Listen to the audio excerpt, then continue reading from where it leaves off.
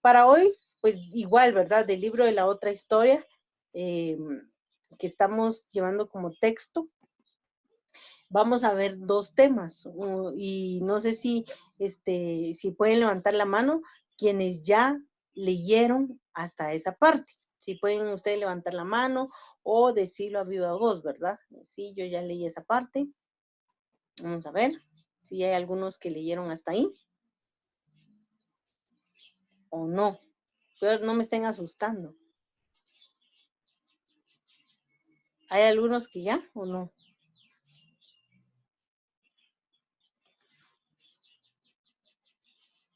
¿Qué dicen ustedes? ¿Nadie?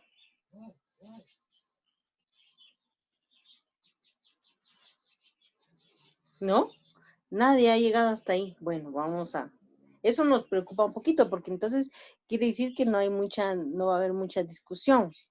Y eso es preocupante, ¿verdad? Bueno, entonces vamos a ver dos momentos, este, ¿qué se podría decir? Dos momentos importantes del proceso de histórico de Guatemala, ¿verdad? Entonces vamos a ver, uno es llegan los gringos y la otra es los 10 años de primavera, ¿verdad? Entonces nos vamos a basar en esos dos elementos que son el capítulo 6 y el capítulo 7. Entonces, vamos a empezar hablando acerca de el panorama internacional. No sé si alguien me podría comentar acerca de cuáles son los primeros elementos que habla el capítulo, o sea, hablando del panorama internacional.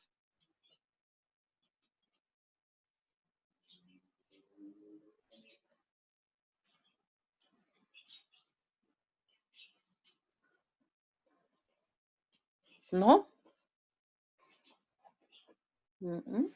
Bueno, ay no, ya me están preocupando. Bueno, en realidad el documento dice que después de la Segunda Guerra Mundial, pero yo podría decir que vamos a decir que en la Primera Guerra Mundial, o sea, en la Primera Guerra Mundial, Estados Unidos se empieza a consolidar como una potencia económica y como una potencia internacional, digamos. Entonces, dentro de una de las cosas es que en esas guerras, especialmente en la Primera Guerra Mundial, Estados Unidos se posiciona como el país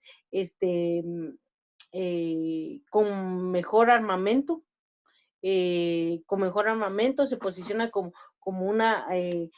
la potencia mundial a nivel militar y a nivel económico. Entonces, de hecho, de las dos guerras mundiales, el más beneficiado en todo esto ha sido los Estados Unidos, ¿verdad? Entonces, eso es lo primero, ¿verdad? Solo que tal vez ahí en su libro ustedes corrigen, porque en realidad es que después de la Primera Guerra Mundial, Estados Unidos se consolida, ¿verdad? Como la potencia económica y sobre todo, ¿verdad? Por supuesto que en la Segunda Guerra Mundial se sigue consolidando como esa potencia. Sin embargo, a pesar de que se consolida como que ahí es el salto más económico, ¿verdad? Digamos, sí es en la Segunda Guerra Mundial donde hay una consolidación, digámoslo así, pero desde a partir porque digamos uno de los que derroca, digamos, a Japón en la Primera Guerra Mundial precisamente es Estados Unidos. Entonces, Estados Unidos desde la Primera Guerra Mundial venía como posicionándose como la potencia mundial, pero en realidad es hasta en la Segunda Guerra Mundial donde ya se define como ese monopolio, ¿verdad? Ese imperialismo, digamos, de los Estados Unidos. Entonces, a raíz de las dos guerras mundiales, Estados Unidos empieza a ganar poder económico y político a nivel del mundo, ¿verdad? Entonces, aquí en su libro, después de la Segunda Guerra Mundial, dice, Estados Unidos de Norteamérica se había consolidado como una potencia económica en expansión.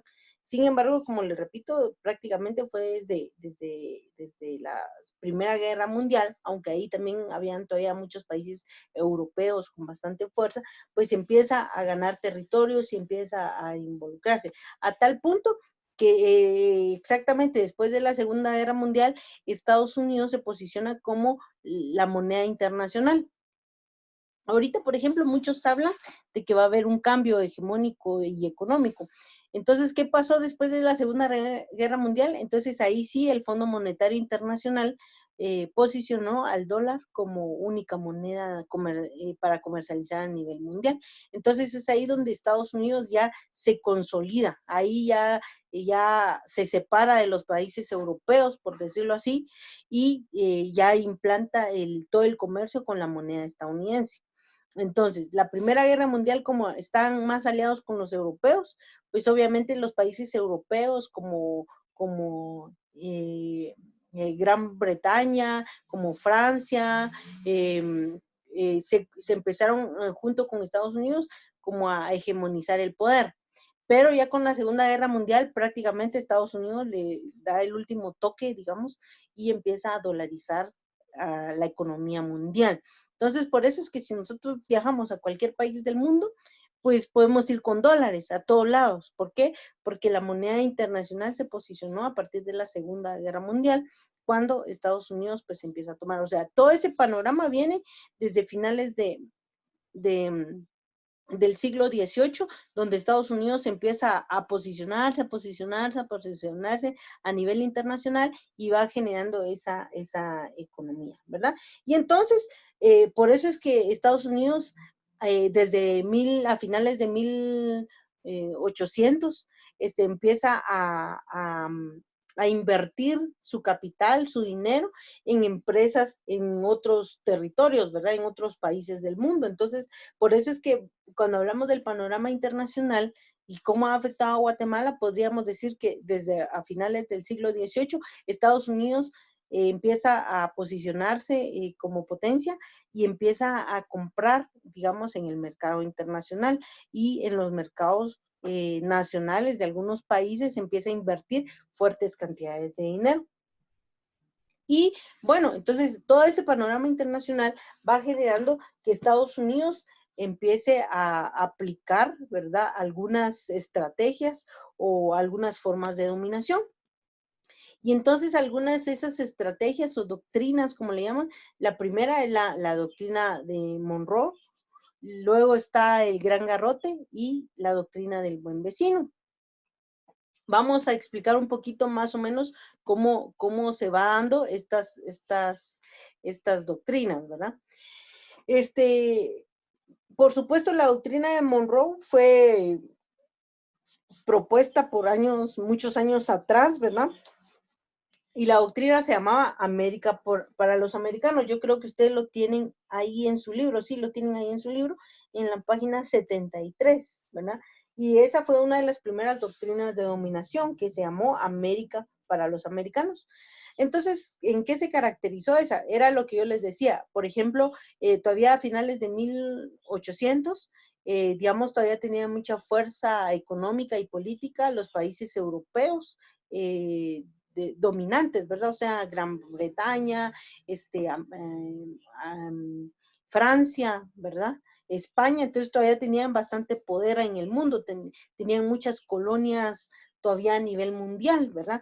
Entonces, América para los americanos es una frase que expresa lo que hoy se conoce como la doctrina Monroe, lo cual define la política exterior de los Estados Unidos en el hemisferio americano. Entonces, esta doctrina se formó porque se suponía que Estados Unidos le iba a empezar a quitar el poder económico y político a estas potencias europeas, con la finalidad de, por supuesto, apropiarse de los territorios, ¿verdad? Entonces, por ejemplo, las Islas Malvinas en Argentina todavía es un territorio en disputa entre Gran Bretaña y Argentina, porque fue parte de esas intervenciones o colonialismos, ¿verdad?, de estas potencias europeas. Entonces Estados Unidos creó supuestamente este plan o esta doctrina Monroe para evitar la invasión de Gran Bretaña u otros países de Europa hacia, hacia América, ¿verdad? Entonces, originalmente esa frase forma parte de un discurso leído por Monroe, presidente de Estados Unidos, entre 1817 y 1825, ante el Congreso de Estado de la Unión en 1823.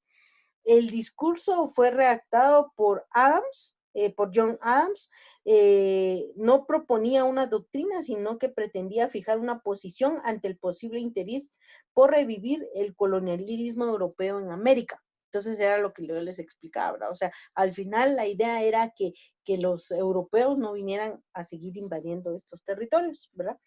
En un tiempo en que la independencia de Estados Unidos aún era, digamos, bastante joven, ¿verdad? Entonces, lo primero que empezó a definir ahí esta doctrina fue que Estados Unidos no quería la invasión, digamos, de las potencias europeas. Con el paso del tiempo, esta expresión de América para los americanos pasó de ser una consigna a una doctrina que justificaba la intervención estadounidense a los países del hemisferio. Entonces, fíjense cómo cambió la filosofía, porque después era, mejor los invadimos nosotros para que no lleguen los países europeos a invadirlos, ¿verdad? Entonces, Estados Unidos empezó a vender la idea de que ellos llegaban con aires de libertad y todo eso, y entonces empezó a utilizar la doctrina Monroe para poder intervenir a otros países, tal como lo expresa la intervención en el canal de Panamá, ¿verdad? Un país vecino centroamericano, ¿verdad?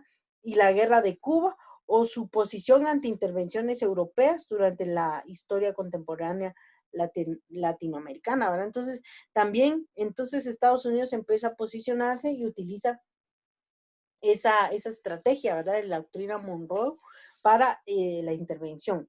Eh, em, eso parece haber ocurrido con la doctrina Monroe, pues su aplicación se ha hecho efectiva solo en defensa de los intereses de los Estados Unidos y no en defensa de la soberanía de las naciones latinoamericanas. Y ya en el siglo XX estuvo marcado por la política del nuevo presidente norteamericano, Theodore Roosevelt, inspirado en el refrán sudamericano, habla suave y lleva un gran garrote, así llegarás lejos. Entonces aquí ya se impuso esta otra gran estrategia estadounidense, ¿verdad? De el gran garrote que se llama, ¿verdad? Entonces decía que si, digamos, que si los países latinoamericanos no entendían por las buenas, entonces se iban por el garrote, ¿verdad? Por el gran garrote, o sea, por la violencia física. Y entonces implementó esta doctrina Monroe, pero de un modo muy particular, ¿verdad? Que fue la del gran garrote. Eh, entonces aquí podemos decir, ¿verdad? Que Roosevelt comprendió que podía mantener a América Latina alineada a su favor por medio de una política diplomática, pero amenazante a la vez. Si alguna nación latinoamericana no respetaba los ideales de Estados Unidos o de su independencia, sería objeto de una intervención militar. Por eso se le llamó el Gran Garrote, ¿verdad? Porque si los países no entendían, pues por las buenas iban a entender por una intervención militar. Por eso se le llama el Gran Garrote. Eh, entonces, por supuesto, aquí la pregunta sería para nosotros los sancarlistas, ¿quién fija esos conceptos de democracia, de respeto a los ideales, de independencia, de libertad? Pues los fijaba Estados Unidos, ¿verdad? Entonces, por ejemplo, cuando Roosevelt intervino a favor de Venezuela a su favor en 1902, frustrado el bloque de la Gran Bretaña, Italia y Alemania, perpetraron contra el gobierno, por supuesto, ahí fue contra el gobierno de Cipriano Castro, y ahí fue cuando la coalición europea empezó a defenderse, digamos, de Estados Unidos, y entonces esto puso pues una contradicción muy fuerte con los países europeos a Estados Unidos. Entonces, esta doctrina del gran garrote le estaba causando mucho malestar a Estados Unidos, porque ya los países europeos le estaban diciendo, no, que Estados Unidos está interviniendo, está utilizando la violencia, está provocando mucho malestar. Entonces, en esa medida en que los Estados Unidos amplió su hegemonía en el hemisferio, la frase América para los americanos fue adquiriendo un nuevo sentido en el imaginario popular. ya se empezó a hablar de América para los estadounidenses. Y se dan cuenta cuando nosotros, en nuestro discurso cotidiano, nosotros seguimos manejando los americanos, decimos, porque precisamente viene de esa doctrina de Monroe, ¿verdad? América para los americanos. Pero nosotros no le llamamos americanos a las personas que somos de América, sino le llamamos americanos a los estadounidenses. Todavía persiste en nuestro lenguaje de hoy, digamos, el lenguaje de América para los americanos, y todavía le seguimos diciendo. Eh, bueno, aquí me están haciendo algunas preguntas, ¿verdad? Por ejemplo, dice aquí Silvia, dice, ¿cómo está la situación? ¿Usted cree que la doctrina de dominación cambie para Estados Unidos? En la actualidad, posiblemente. De hecho, dicen que esta es una tercera guerra bacteriológica, ¿verdad? Eh, no sé, habría que, biológica, mejor dicho, ¿verdad? Habría que ver cómo está el panorama de aquí al final de la cuarentena, de la pandemia, ¿verdad?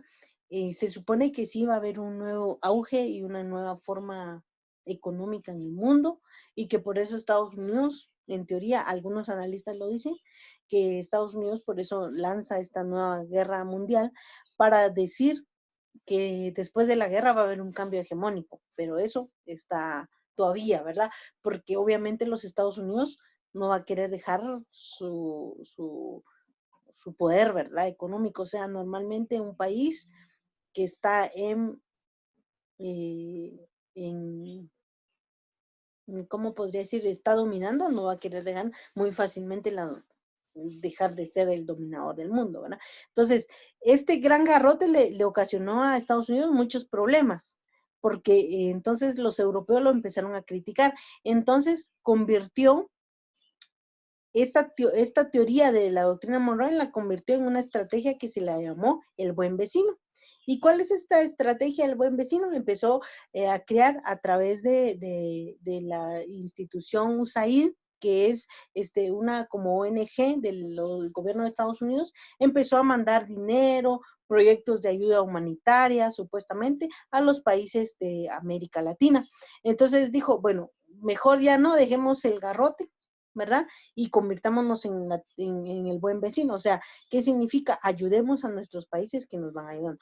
Pero, ¿de qué forma? Dándoles dinero, dándoles proyectos de supuesto desarrollo a los países del tercer mundo, ¿verdad? Por eso dice que aquí, digamos, ya Estados Unidos se había posicionado bien, e incluso había ya invadido algunos territorios que le pertenecían a México, ¿verdad? Como California y Nuevo México, digamos, ya que empezaron a quedarse, digamos, digamos, quedándose con ese territorio. Y por supuesto, las doctrinas de dominación continúan, ¿verdad? Ya les expliqué aquí, Néstor me estaba preguntando de qué se trata la teoría del buen vecino. Entonces, vamos a volver a explicarlo. El buen vecino se trataba de que, como el gran garrote ya les estaba causando mucho ruido, porque entonces estaba planteando a Estados Unidos como un país intervencionista a través de los militares, entonces se empezó a cambiar su estrategia por el buen vecino. Esto, especialmente en los últimos años, yo podría decir que a partir de los años 70, por ahí, se empezó, de 1970, empezó con la doctrina del buen vecino. Entonces mejor dijeron, mejor ya no patrocinemos guerras, sino que sigamos manejando, por supuesto, o continuemos con la dominación, pero a partir de ayuda humanitaria. Entonces crearon esta organización que se llama USAID, que es una organización de los Estados Unidos que se dedica a dar dinero a ONGs para proyectos de supuesto desarrollo, ¿verdad? Entonces esta ya fue no me recuerdo quién fue el que hizo esa doctrina. Yo creo que también fue Roosevelt, ¿verdad? Que después cuando vio que esta doctrina no estaba muy buena, la del gran garrote, le estaba dando mucho malestar, estaba haciendo mucho ruido a nivel internacional, como un país violador de los derechos humanos, entonces empezó a cambiar esa estrategia, ¿verdad?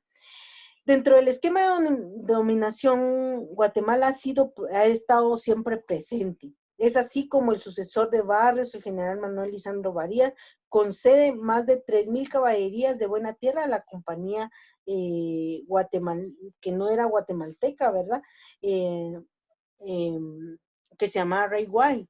Entonces, en esa doctrina, digamos, obviamente, ya se le estaba entregando territorio, era lo que hablamos. Estados Unidos desde la Primera Guerra Mundial y luego ya con la Segunda que se consolida, pero desde finales de 1800, Estados Unidos empieza a buscar nuevos territorios. Muy bien, entonces aquí dejamos las doctrinas. Estas doctrinas no se dan en el mismo orden como se está planteando, sino se fueron planteando en diferentes escenarios políticos a nivel internacional.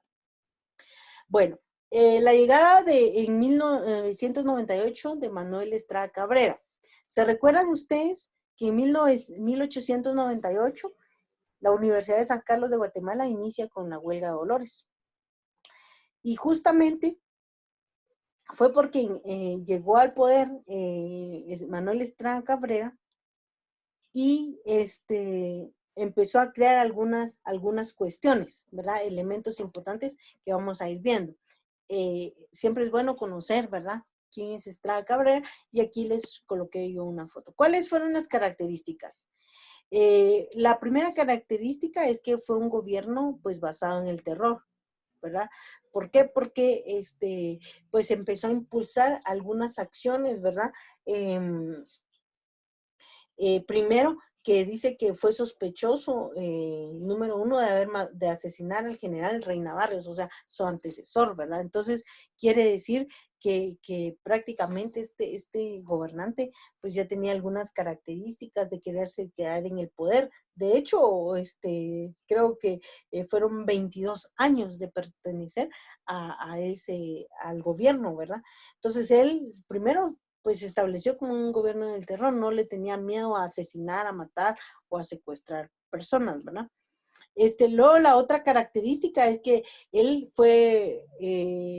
ya había firmado, un predecesor ya había firmado un contrato, ¿verdad? Con una empresa gringa, pero él firma un contrato con la UFCO, que es la United Fruit Company, que era una empresa bananera estadounidense, y entonces su característica, ¿verdad? Fue que firmó ese contrato con la United Fruit Company, y por supuesto a ese contrato le suman un montón de cosas, ¿verdad? Porque a partir de aquí la injerencia de Estados Unidos en la política de Guatemala fue muy normal. O sea, no es solo la firma del contrato con una empresa bananera, sino que a partir de ahí se inicia una relación de injerencia en los Estados Unidos como normal, ¿verdad? Normalizada. Y recordemos, ¿verdad?, que desde la Revolución Liberal de Justo Rufino Barrios en 1871, Guatemala había elegido un solo presidente con la aprobación de los intereses norteamericanos. Por eso decimos, la revolución fue en 1871, y a partir de eso ya Estados Unidos ya tenía bastante poder económico y político en los países, ¿verdad? Pero también otra de las características de este gobierno, ¿verdad?, fue que permaneció en el poder durante 22 años, ¿verdad? No sé si bueno. Entonces sí, permaneció en el poder durante 22 años. Pero cuando firma contrato Manuel Estrada Cabrera con la UFCO, también le hace entrega por 99 años. ¿Se recuerdan que habíamos dicho que el gobierno de Justo Rufino Barrios había impulsado el desarrollo de los ferrocarriles, ¿verdad? Y también la construcción de un puerto para, obviamente, sacar el café, que era la base económica de Guatemala. Entonces, en este sentido, aquí lo que pasa es que sigue siendo que el ferrocarril iba a seguir siendo al servicio de los cafetaleros, pero además también esta firma de contrato también le da en arrendamiento los ferrocarriles de Guatemala en un plazo de 99 años y también el único puerto existente. Y también les entrega 5,000 caballerías de tierra fértil en el litoral del Atlántico y del Pacífico. Entonces, cuando él firma el contrato, no solo entregó el derecho como único productor de banano, sino que además entregó concesiones importantísimas, como el ferrocarril, como el puerto y también las tierras fértiles del país. Entonces, ¿qué pasó? ¿Por qué se le llamó gobierno del terror? Porque al quitar tierras comunales a personas que vivían en población, en tierras fértiles, él se las quita y se las entrega a los Estados Unidos. Y por supuesto, esto también tiene la característica que este gobierno, pues, no pagaban impuestos, ¿verdad? O sea, esta empresa no pagaba impuestos. Entonces, por eso es que este gobierno se mantuvo mucho tiempo en el poder, porque era muy beneficioso. O sea, Estados Unidos estaba feliz con Manuel Estrada Cabrera, ¿verdad? También el autor nos dice que durante la Primera Guerra Mundial, nuestro gobernante expropia la empresa eléctrica a los alemanes. Bueno, entonces, ¿sabe? Aquí es que ya empiezan los alemanes, por ejemplo, no están como muy a favor, digamos, de las políticas estadounidenses y de los otros países europeos. Entonces hay como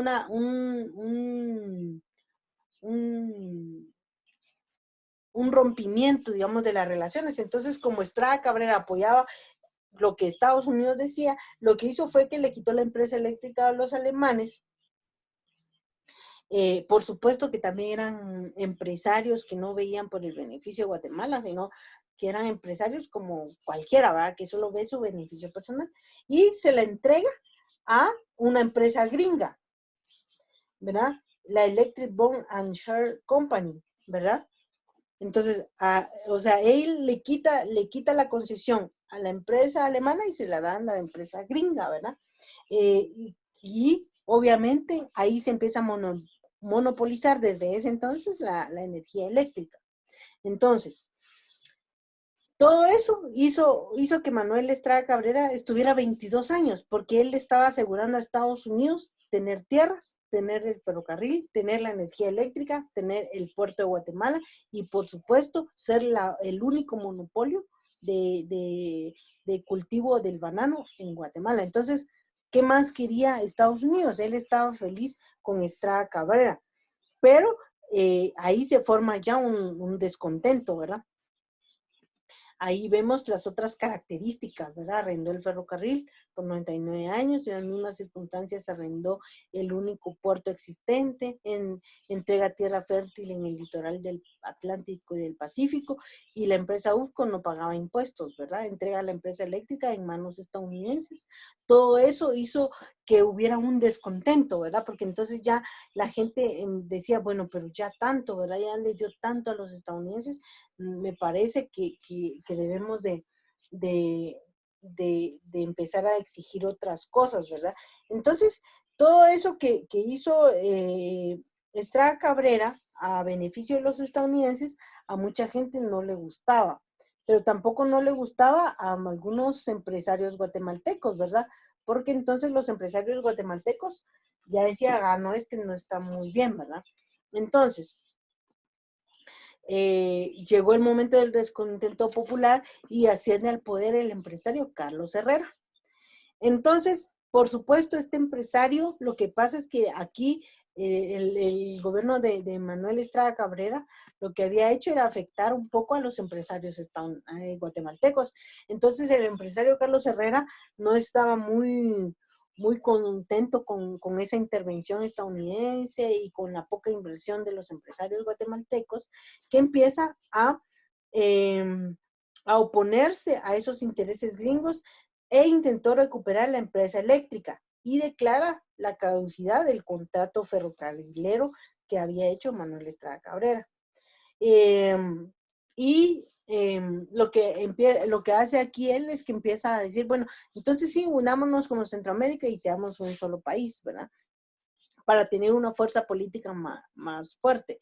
Pero esto, por supuesto, no le gustó nada a los estadounidenses, ¿verdad? Porque se opuso a esos intereses gringos, por supuesto, no para beneficio de la mayoría de guatemaltecos, sino para beneficio de las empresas nacionales, ¿verdad?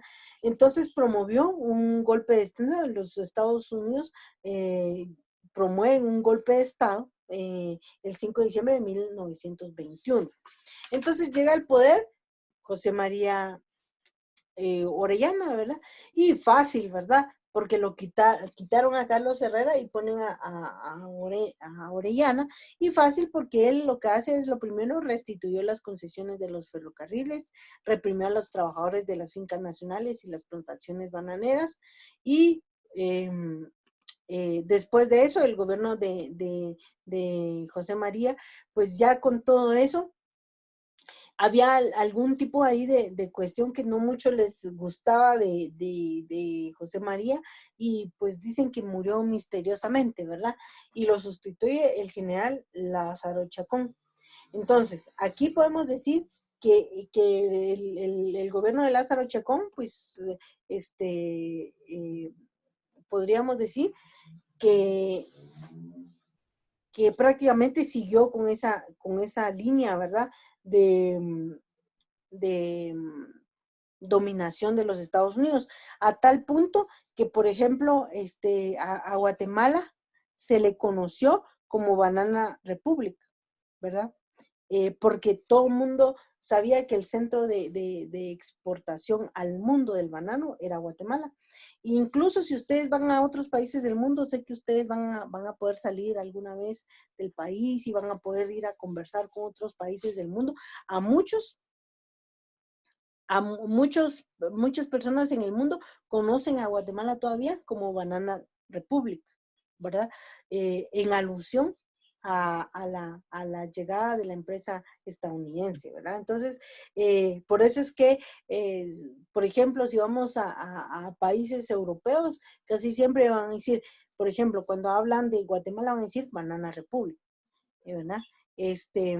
Vamos a ver, aquí tienen una pregunta. Entonces, ¿quién es quien toma como el primer presidente de Guatemala? Bueno, el primer presidente ¿de dónde? Porque el primer presidente ya lo vimos aquí, ¿verdad? Que fue Gabino Gainza, como digamos el primer presidente, por decirlo así. Pero no sé si me aclara su pregunta, ¿verdad? Bueno, entonces José María Orellana y Chacón, pues prácticamente siguen con la misma política, ¿verdad? También Lázaro Chacón muere de una forma misteriosa, ¿verdad? Como todo lo que sucede en Guatemala. Entonces, y de una enfermedad, me parece. Entonces, ahí fue cuando toma el poder, con el visto bueno de Estados Unidos, Jorge Ubico, ¿verdad? Esto fue en 1931, ya podemos decir que Jorge Ubico se posiciona como uno de los mayores dictadores guatemaltecos, ¿verdad? Pero por supuesto, si nosotros a veces hablamos con nuestros abuelos, bisabuelos, muchos van a decir, no, es que Jorge Ubico era buenísimo, ¿verdad? Porque a un ladrón que estuviera robando se le mataba en ese ratito, ¿verdad? Entonces, como todavía hay un imaginario del Jorge Ubico como una persona que hacía las cosas bien, ¿verdad? Pero aquí, como estamos viendo la otra historia, vamos a cuestionar lo que Jorge Ubico hacía, ¿verdad? Bueno, alguien que me comente, a ver, ¿qué hacía Jorge Ubico o cuáles eran las estrategias de Jorge Ubico? Alguien que quiera participar. Porque ni modo que ninguno leyó, ninguno ha hecho su álbum todavía. A ver, alguien que me diga, a ver, ¿cuáles fueron las formas o las estrategias de Jorge Ubico? Licenciada. Sí, dígame. Ya, sí, ok. Sí, lo Pues escucho. nada bien ahí que Jorge Ubico no permitía las organizaciones entre entre las personas, Ujú, porque no se podían como que agrupar y hacer ujú, cooperativas. Entonces eso era una de las cosas que él no permitía. ujú. Muy bien, excelente. Muy bien, Marvin. Gracias, Carlos. Marvin, Sí, licenciada. a ver, dígame, ¿usted está levantando la mano o no? Ah, no. Ah, Ah, sí, ya, creo que fue un ya. accidente. Ah, sí, aquí aparecía con la manita levantada. Vamos a ver. Digamos, también dice que aquí dice Selvin usar la fuerza militar, muy bien, eso también. No permitió los sindicatos también. Eh, y entonces menos se enfocaba en la educación. Ahí está Selvin, Eliezer, pues aportando, ¿verdad? Muy bien. Esas son una de las características del gobierno de Jorge Ubico, ¿verdad? Lo que ya decían ahí los compañeros, lo que decía Carlos, lo que dijo Eliezer, ¿verdad? No permitió los sindicatos, usar la fuerza militar. Por supuesto, los militares, y si ustedes ven, vamos a ir viendo a lo largo de todos estos eh, presidentes que hemos visto, todos tenían una característica, todos eran militares, o sea, no había ninguno que no fuera de la base militar, ¿verdad? Entonces, para ir ahí viendo que ustedes tienen razón en lo que andan diciendo, ¿verdad? Bueno, entonces, Jorge Ubico, algunos hechos importantes, ¿verdad? Lo que ya decían ustedes. Bueno, aquí también Mario Díaz dice, para la construcción de carreteras se empleó trabajo forzado de indígenas que eran vigilados por el Departamento Militar de Diseño y Construcción de Carreteras y reclutados a la fuerza mediante la ley de vagancia. Excelente, ¿verdad? Esa es otra de las formas, o sea, la forma de represión fue que constituyó unas leyes, ¿verdad? Por supuesto, en beneficio de algunos, de los pocos terratenientes, ¿verdad? Y especialmente de las empresas privadas, porque él sostuvo de alguna manera esto, ¿verdad? Entonces, uno es que no permitió la organización sindical. Desde finales de 1800, prácticamente los sindicatos a nivel internacional, o sea, por eso nunca debemos de ver la historia como, ay, ¿qué pasó aquí en Guatemala? No, sino que en el mundo los sindicatos estaban tomando mucha fuerza a finales de 1800 y los primeros años del siglo XX. De hecho, con la Revolución Rusa, en 1917, ahí los sindicatos fueron los que lograron esa revolución. Entonces, había mucha fuerza, digamos, de los sindicatos en ese momento a nivel internacional. Entonces, una de las primeras estrategias de Jorge Ubico fue no permitir la organización sindical porque estaban tomando mucha fuerza en el mundo y en Guatemala.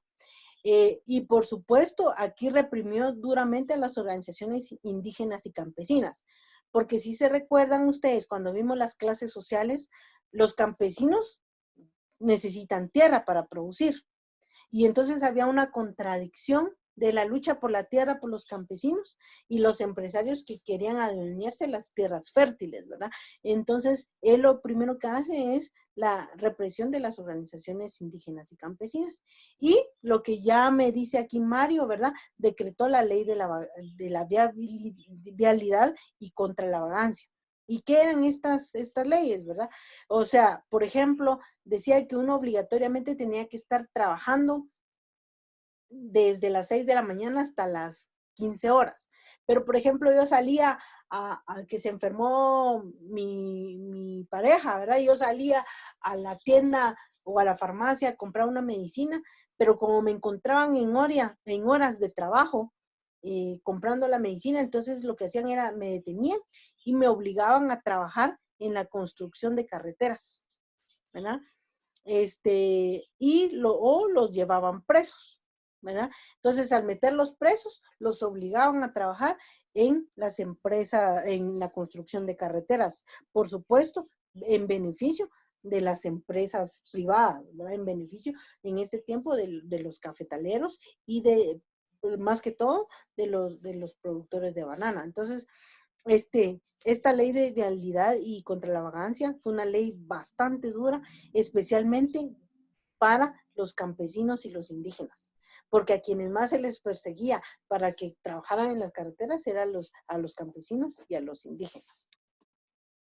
y decretó hizo el decreto legislativo 2795, ¿verdad?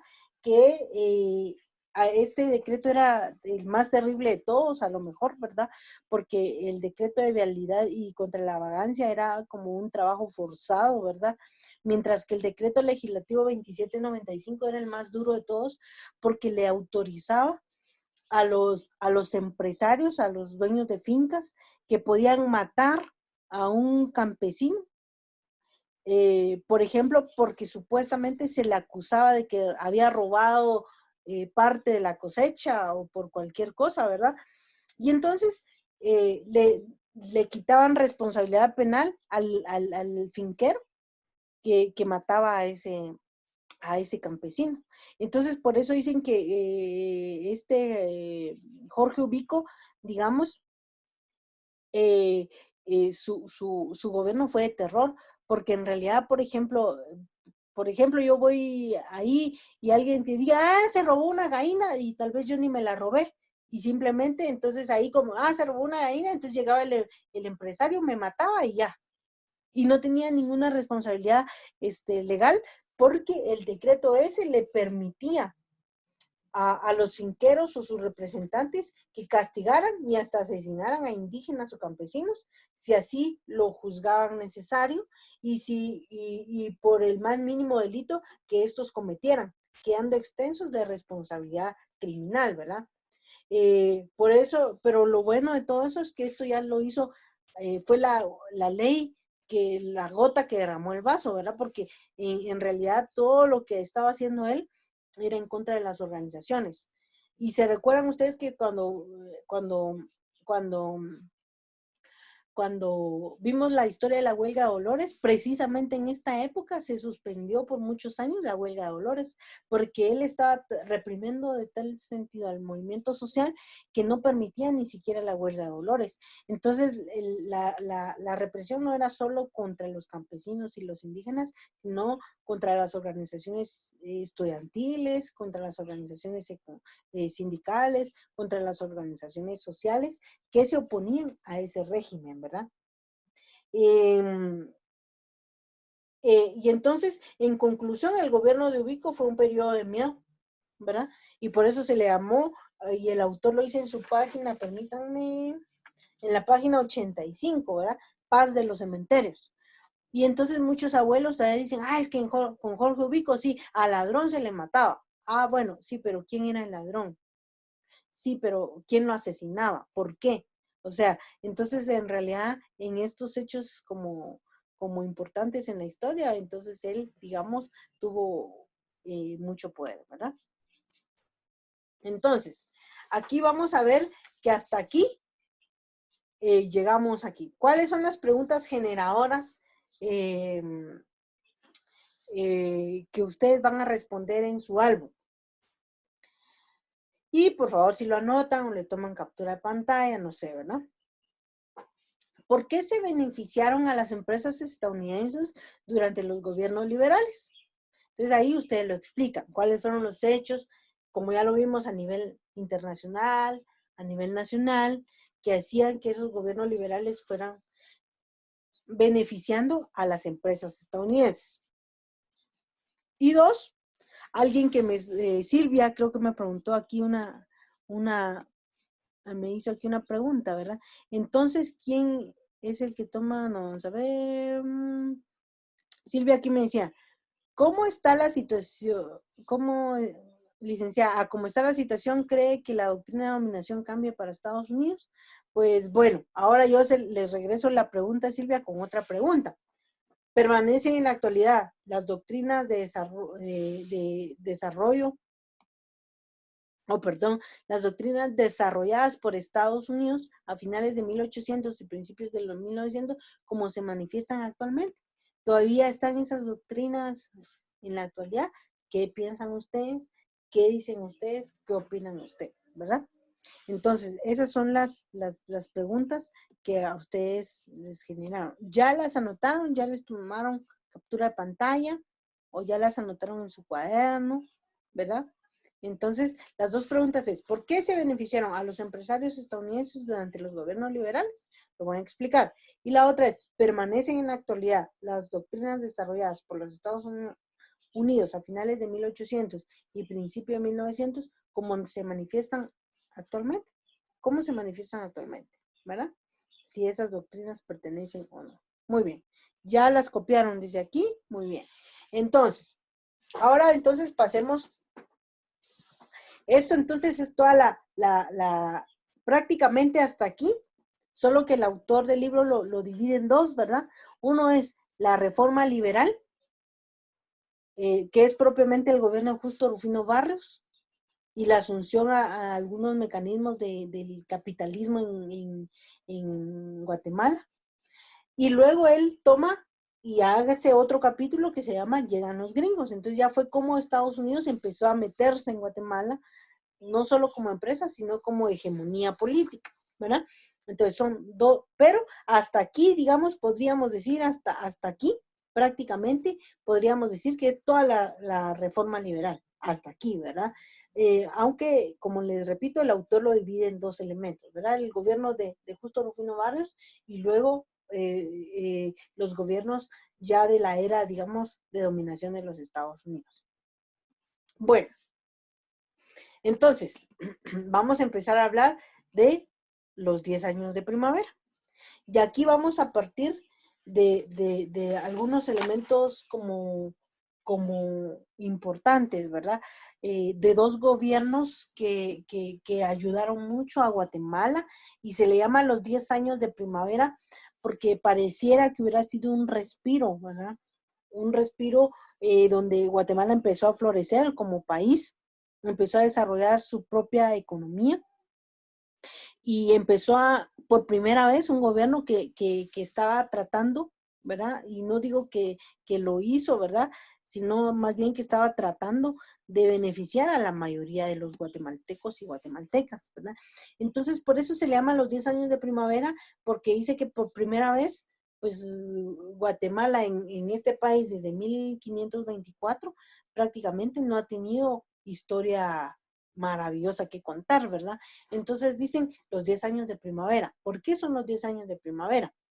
Pero antes de saber por qué son los 10 años de primavera, vamos a decir por qué pasa que empieza a surgir esta necesidad de un cambio.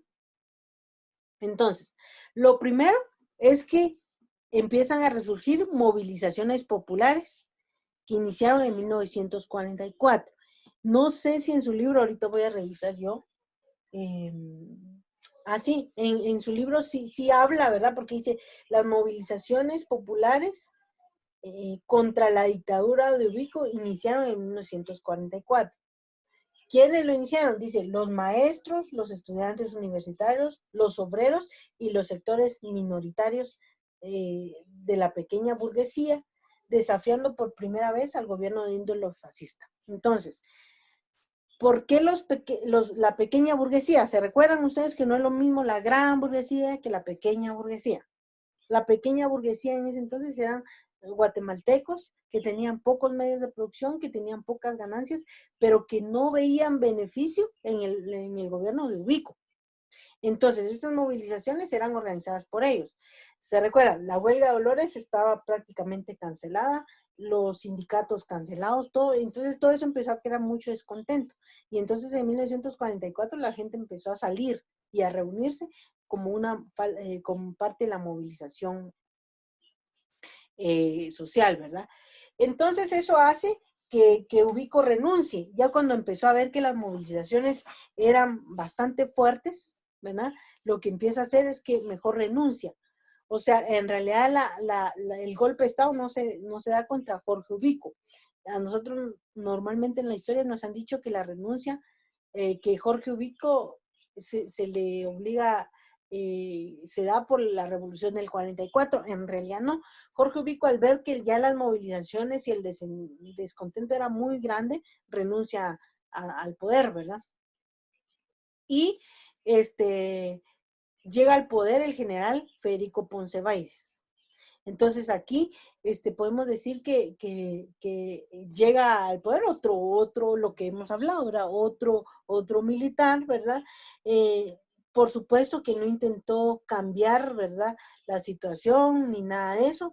Y la verdad, como no cambió la situación y él se había comprometido supuestamente a cambiar algunas acciones, pero como no lo cumplió, prácticamente, pues en octubre, el 20 de octubre de 1944, un movimiento, un triunvirato, pues derroca a Ponce Baides, ¿verdad? Con la finalidad de hacer una junta provisional formada por Francisco Arana, Jorge Torriello y Jacobo Armen Guzmán. Los tres eran militares, ¿verdad? Entonces ellos formaron ahí está, miren, yo se las estoy agregando ahí en imagen, ¿verdad? Formaron esa junta militar y obviamente esta junta militar convoca a una constituyente, o sea, una constituyente lo que quiere decir es que se convocaron para hacer una nueva constitución, ¿verdad? Cómo la gente en ese año, en 1944, se empieza a reunir, se empieza a movilizar, en realidad esta imagen iba junto con esto, ¿verdad? Cómo se empieza a reunir, a organizar y cómo esa movilización social hace que en el pleno ejército se empiece a también generar descontento y se provoca pues obviamente la revolución. Y aquí hasta abajo les estoy colocando una imagen del periódico, ¿verdad? De esa época, donde demuestra, digamos, precisamente el triunfo de la Revolución de Octubre, ¿verdad? Entonces, este triunvirato, ¿para qué sirve? Primero porque hacen otra constitución, hacen una nueva constitución y convoca elecciones democráticas y por supuesto ahí es donde se elige por primera vez un gobierno democrático, o sea, porque todos los demás gobiernos han sido como impuestos, han sido por golpe de Estado, han sido militares que se ponen zancadillas unos con otros, ¿verdad? Y entonces, a partir de este triunvirato, se hace la constitución y se convoca elecciones. Y llega al poder, por medio de esas elecciones democráticas, el doctor Juan José Arévalo Bermejo, ¿verdad? No sé si alguien se recuerda algunos de los elementos históricos importantes del periodo de gobierno de Juan José Arévalo. Vamos a ver si alguien me puede decir. ¿Alguien se recuerda? Bueno, ¿qué hizo Juan José Arévalo Bermejo durante estuvo de presidente en Guatemala? Vamos a ver, ¿alguien? ¿O nadie? Si no, vamos a preguntar. Vamos a preguntar si están presentes. Emily Val. A ver, algo que usted sepa del gobierno de Juan José Arévalo Bermejo.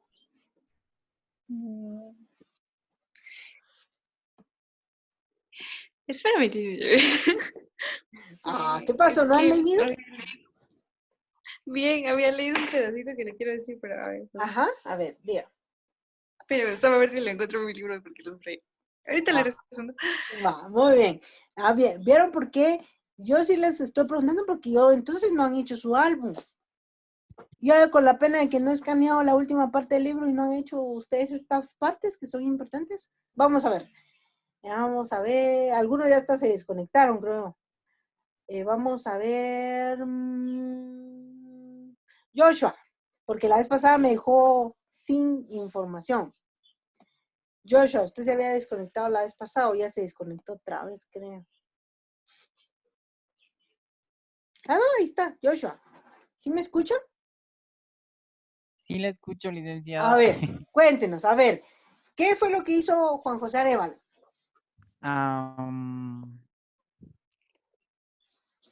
Ay, no sé. Ay, no puede ser, Joshua. Ay, no. A ver, No vamos a ver.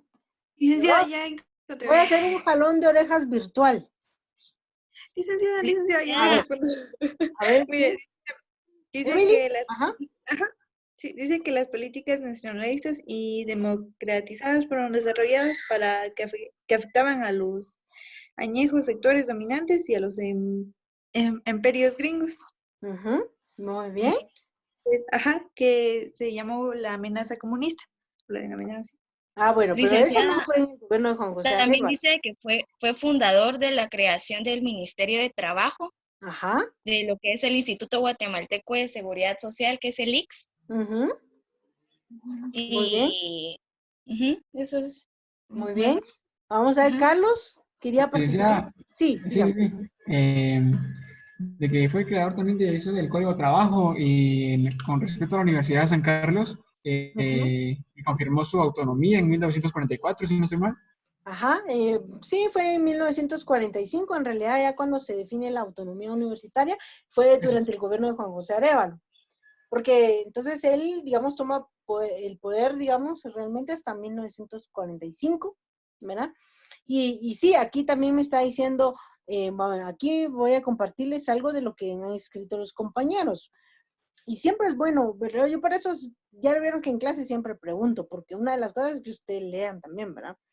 A ver, creo el Ix, dice José Álvarez, permitió la libertad de prensa. También dice Ana Rodríguez. Néstor Miranda dice leyes de libertad de expresión también. Eh, toleró la libertad de prensa, dice Mario Díaz. Muy bien. Esos son los aportes, ¿verdad? Logros del gobierno. Entonces aquí ya vemos algunos de los que ya dijeron.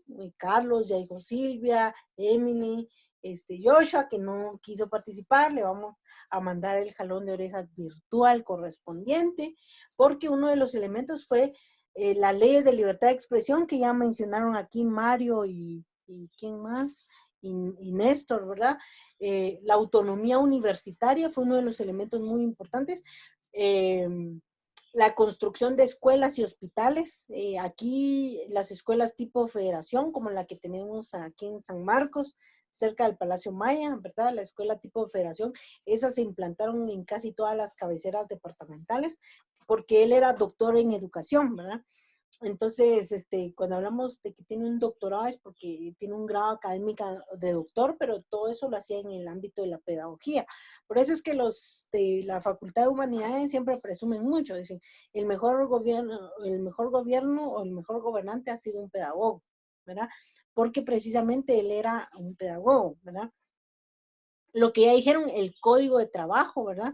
Que permanece hasta el día de hoy, digamos, prácticamente muy pocas variantes han tenido el código de trabajo. Se instituyó el Ix. Y aquí también, Jamie, algo que no está en el libro, me parece que no está. Aquí también dice José Álvarez, se fundó la Facultad de Humanidades. Fíjense ustedes cómo la Universidad de San Carlos fue creciendo a través del gobierno de Juan José Álvaro. La construcción de la Biblioteca Nacional y el Archivo General de Gobierno también, eso todavía permanece, está cerca del Parque Central. Se diversificó la agricultura también, ¿verdad? Y también, ¿por qué no decirlo? También se hizo una inversión privada también, ¿verdad? No sé si Karen quiere decir algo, ¿no? Karen. También el INCAP, ¿verdad? El INCAP también instituyó miren, si el gobierno, digamos, incluso, si vemos, el gobierno de Juan José Arevalo fue muy importante, o sea, realmente en la historia de Guatemala fue un gobierno bien importante, ¿verdad? Y dentro de eso, el Código de Trabajo presionó a las empresas a mejorar las condiciones laborales, ¿verdad? A través del INCAP. Entonces, ustedes, en su chat, no sé si ustedes lo ven, ¿verdad? Pero en el chat, digamos, ahí pues ya hay algunos aportes que ustedes les pueden tomar nota, ¿verdad? Porque les puede servir para su álbum, ¿verdad? Y entonces así ir mejorando. Entonces, digamos, esos son los elementos más importantes del gobierno de Juan José Arevalo Bermejo. Por supuesto, esto experimentó cambios democráticos, políticos y económicos nunca antes visto en Guatemala. Esas transformaciones obtuvieron el apoyo de las grandes mayorías que teníamos desposeídas, ¿verdad? Eso, miren ustedes, la reorganización del Ballet de Guatemala, la Orquesta Sinfónica Nacional, el Coro Nacional, y todo eso aún permanece. Y porque, digamos, una de las partes importantes era que como Juan José Arévalo era pedagogo, entonces él quería invertir mucho en la educación. Y parte de la educación es toda la parte cultural, ¿verdad? Artística. Si un país no tiene artistas, si no se promueve la cultura y el arte, pues es un país sin educación, ¿verdad? Entonces, ¿por qué creen ustedes que nosotros preferimos escuchar música banda y reggaetón? Precisamente porque estamos en un país sin cultura, ¿verdad? Sin una riqueza cultural y artística fuerte. Entonces, preferimos lo extranjero e importamos toda esa, pues, música poco cultural, ¿verdad? Y empezamos a utilizar. ¿Por qué? Porque definitivamente esto que me están mencionando aquí, pues prácticamente no tiene inversión, ¿verdad? Por ejemplo, si yo quiero recibir clases de arte y pintura, no hay, ¿verdad? No tengo posibilidades. ¿Por qué? Porque definitivamente no se invierte en educación, ¿verdad? Entonces, esto, digamos, fue desarrollando políticas nacionalistas, ¿verdad? Y por supuesto, ¿verdad? Que estas políticas lo que empezaron fueron a afectar los intereses de los Estados Unidos, ¿verdad? Ya decimos, favorecieron la autonomía universitaria, la libertad de organización, y todo eso hizo que la gente se identificara tanto que cuando se convocó a una segunda elección, entonces, con esas mismas ideas de mantener lo que ya se había logrado, entonces el mismo partido político propone ahora aquí a un general, ¿verdad? Al general Jacobo Arbenz Guzmán. Entonces, todas estas buenas condiciones que hizo Juan José Arévalo, todas esas buenas acciones que realizó Juan José Arévalo prácticamente hicieron que Jacobo Arbenz Guzmán pues llegara fácilmente al poder. Algunos historiadores, yo la verdad no lo tengo muy claro, algunos historiadores dicen que Juan José Arévalo ganó con el 75% de los votos y Jacobo Arbenz gana con el 80%, precisamente porque todas las medidas que tomó Juan José Arévalo sirvieron como de base, ¿verdad? Para impulsar un gobierno como el de Jacobo Arbenz. Pero aquí el gobierno de Arbenz no fue el mismo. Si vemos hasta aquí, el gobierno digamos, de Juan José Arévalo hizo muy buenas acciones, pero hasta el momento no ha tocado mucho los intereses, digamos, de las empresas privadas o de las empresas tanto nacionales como extranjeras, ¿verdad? En cambio, el gobierno de Jacobo Arbenz ya empieza con un poquito de mayor fuerza, ¿verdad?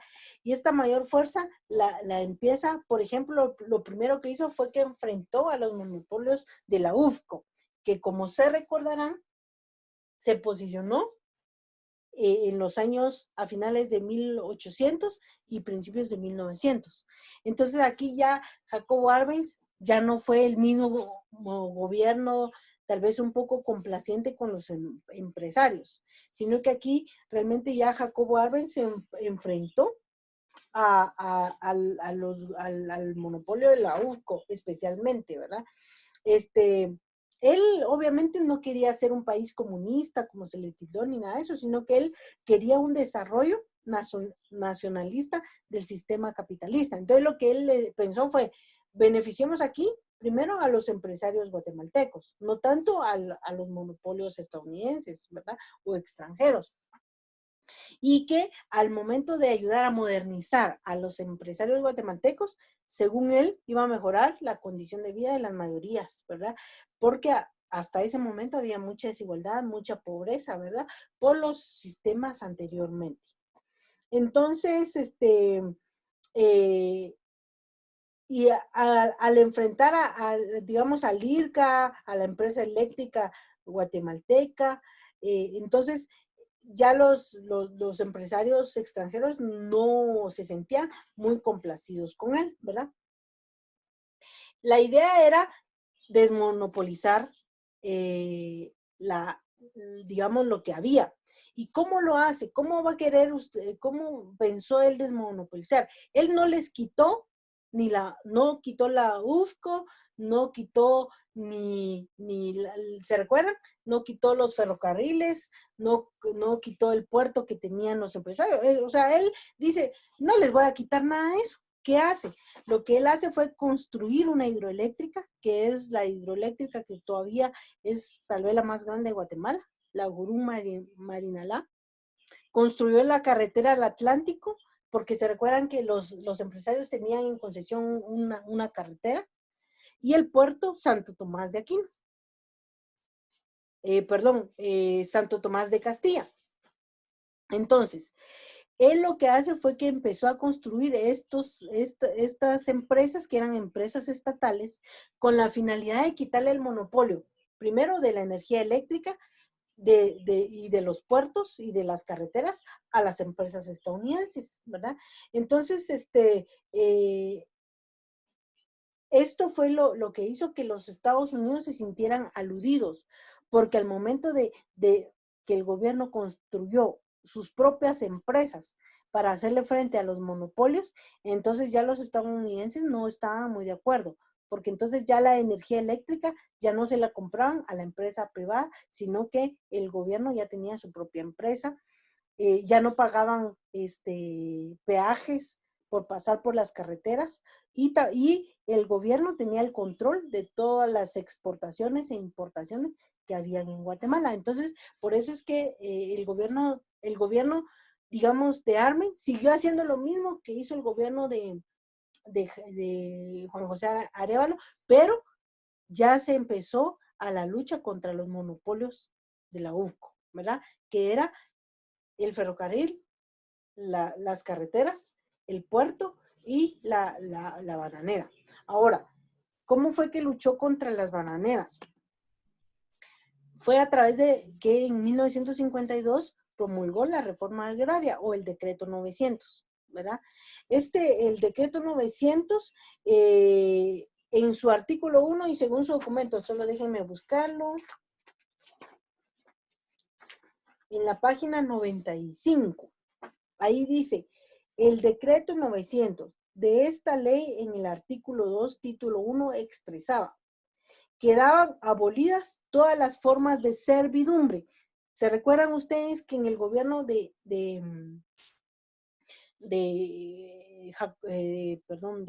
Jorge Ubico se obligaba a la gente a hacer trabajo forzado? A eso se le llama servidumbre. Entonces, en ese decreto 900, en el artículo 2, decía, quedan abolidas todas las formas de servidumbre y esclavitud, y por consiguiente, prohibidas las prestaciones personales gratuitas de los campesinos, mozos, colonos y trabajadores agrícolas. Entonces, hasta 1952 seguían vigentes todas las leyes donde se le obligaba a la gente a trabajar de forma gratuita en las empresas bananeras y finqueras de café, ¿verdad? Entonces, lo primero fue que quitó esas formas de servidumbre y ya no se les obligaba o no se les tendría que obligar a las personas a trabajar de forma gratuita. Aquí dice también, en otras palabras, con esta ley también se buscaba terminar con el trabajo gratuito al que estaban obligados muchos campesinos en las fincas.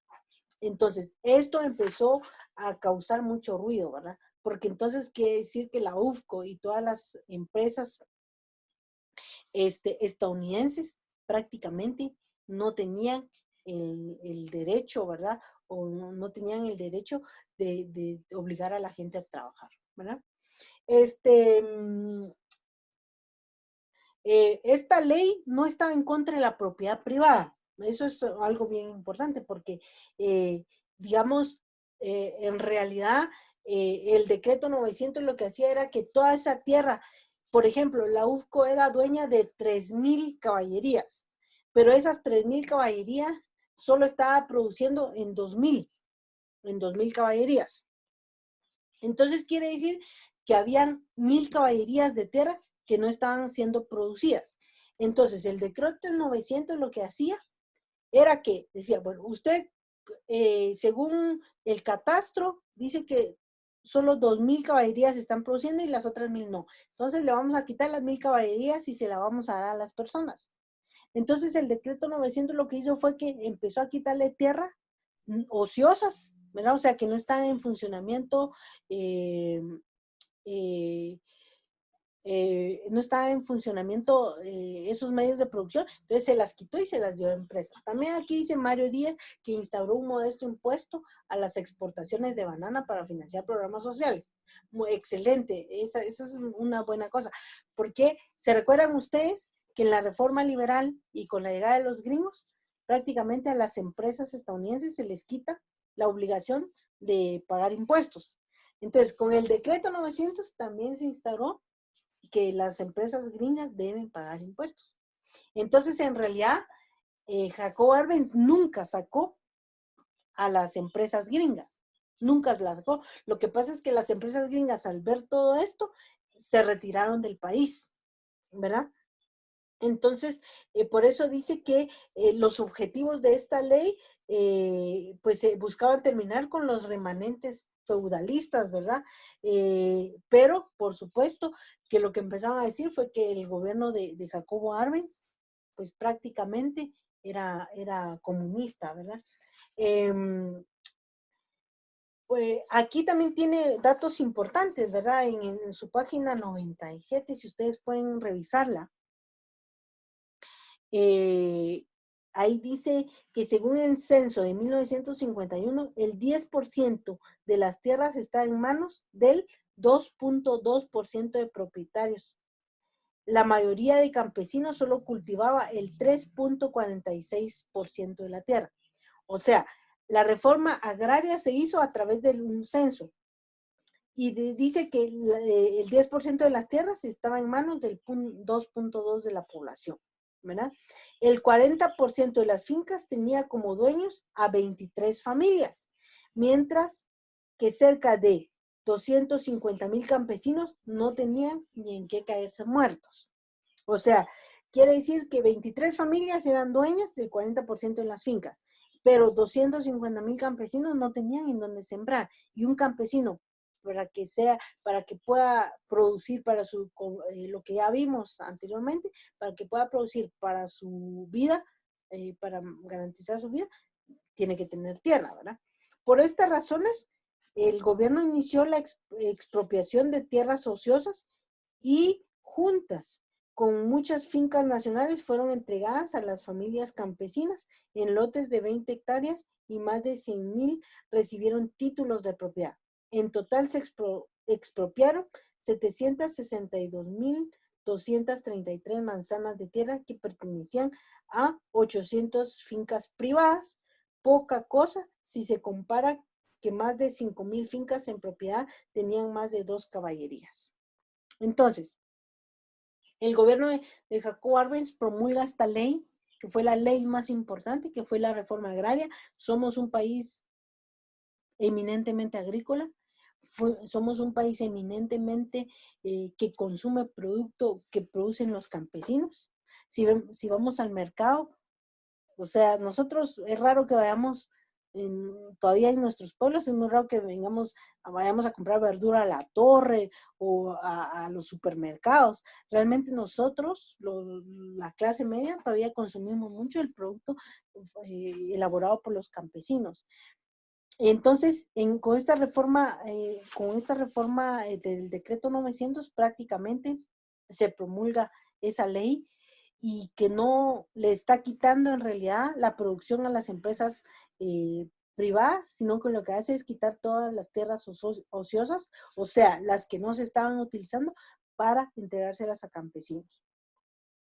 Se recuerdan que todas estas tierras se les dieron como tierras productivas desde la reforma liberal. Bueno,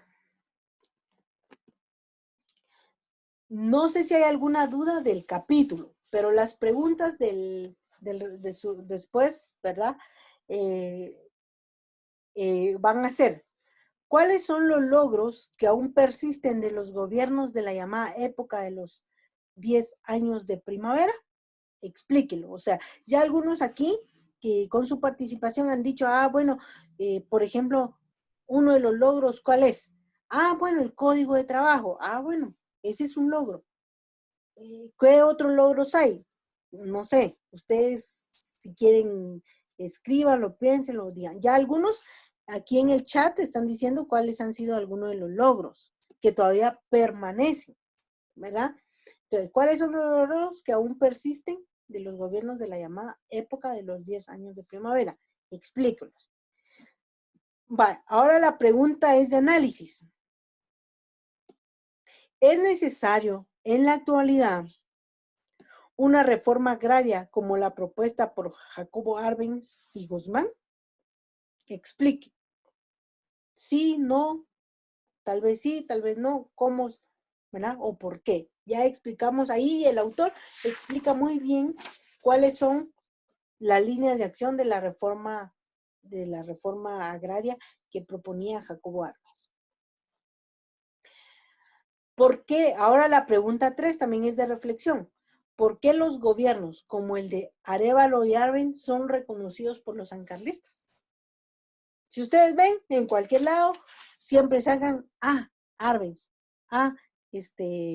Juan José Arévalo, ¿verdad? ¿Por qué esos gobiernos son tan queridos y tan afamados por los sancarlistas? Yo diría que no hay ningún sancarlista que no avale o que no se sienta identificado con esos gobiernos. Entonces ustedes comenten ahí por qué, ¿verdad? En esas preguntas, ¿cuáles son esos elementos que nos hacen pensar, ¿verdad? O creer que esos gobiernos fueron muy importantes. No sé si hay alguna duda. ¿Dudas o comentarios?